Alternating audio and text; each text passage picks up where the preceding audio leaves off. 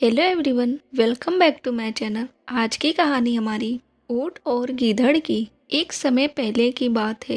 एक जंगल में दो पक्के दोस्त रहते थे। एक था गीदड़ और दूसरा था ऊंट।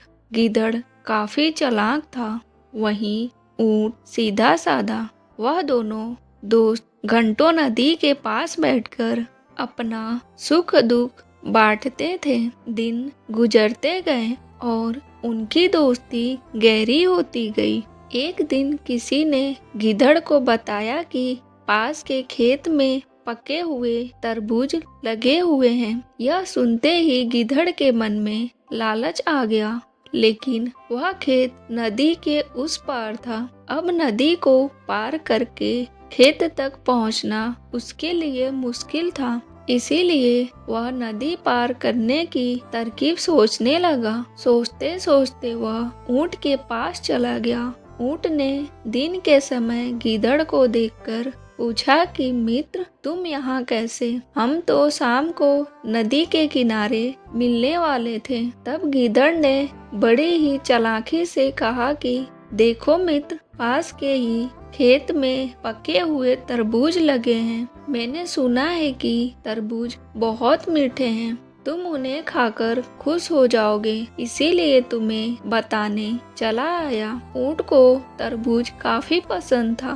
वह बोला, वाह, मैं अभी उस खेत में जाता हूँ। मैंने बहुत समय से तरबूज नहीं खाया है। ऊंट जल्दी जल्दी नदी पार करके खेत में जाने की तैयारी करने लगा। तभी गीदड़ ने कहा कि दोस्त, तरबूज मुझे भी अच्छे लगते हैं, लेकिन मुझे तो तैरना ही नहीं आता। तुम तरबूज खा लेना, तो मुझे लगेगा कि मैंने भी खा लिया। तभी ऊंट बोला कि तुम चिंता मत करो, मैं तुम्हें अपनी पीठ पर बैठाकर नदी पार करवा दूंगा और फिर साथ में मिलकर तरबूज खाएंगे। ऊंट ने जैसा कहा था वैसा ही किया।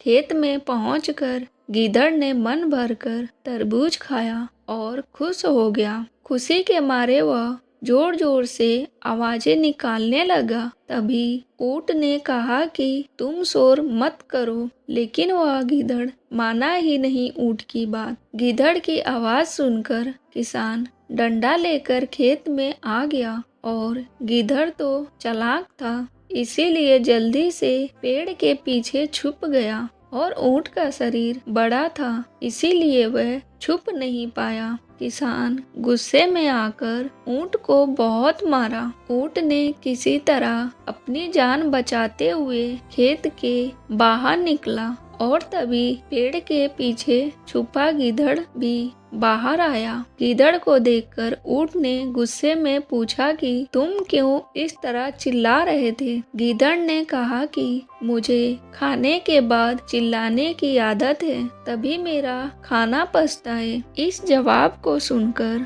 ऊंट को और भी गुस्सा आ गया। फिर भी वह चुपचाप नदी के ओर बढ़ने लगा। नदी के पास पहुंचकर उसने अपनी पीठ पर गीदड़ को बैठा लिया। वहीं ऊंट को मार पड़ने से मन ही मन गीदड़ बहुत खुश हो रहा था। उधर नदी के बीच में पहुंचकर ऊंट ने नदी में डुबकी लगानी शुरू कर दी। गीदड़ डर गया और बोलने लगा कि यह क्या कर रहे हो? गुस्से में ऊंट ने कहा कि मुझे कुछ खाने के बाद उसे हजम करने के लिए नदी में डुबकी मारनी पड़ती है। गीदड़ को समझ आ गया कि ऊंट उसके किए का बदला ले रहा है।